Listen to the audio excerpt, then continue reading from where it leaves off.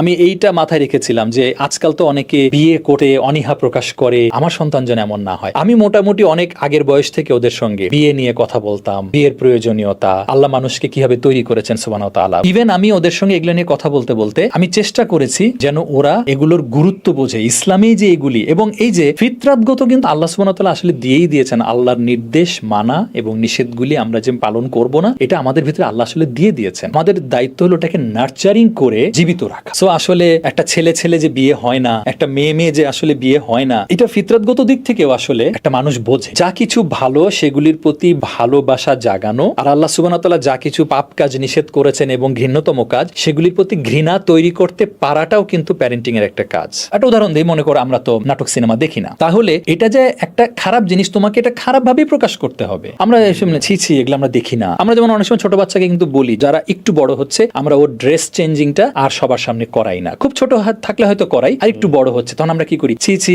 এখানে এটা করা যাবে না, তাই না? এই যে ছি ছি বললাম, এটা কি? এটাই তো ওকে বুঝালাম যে এটা একটা খারাপ কাজ। অন্যান্য কাজগুলাতেও আমাদের এই ছি ছিটা বলতে হবে এবং ভালো কাজে ভালোবাসাটা জাগ্রত করতে হবে। ফিতরাতে এটা আছে, গ্রহণ করা এবং বর্জন করার আমাদের প্রবণতা, কিন্তু ওটা আমাদের নার্চার করে আসলে করতে হবে।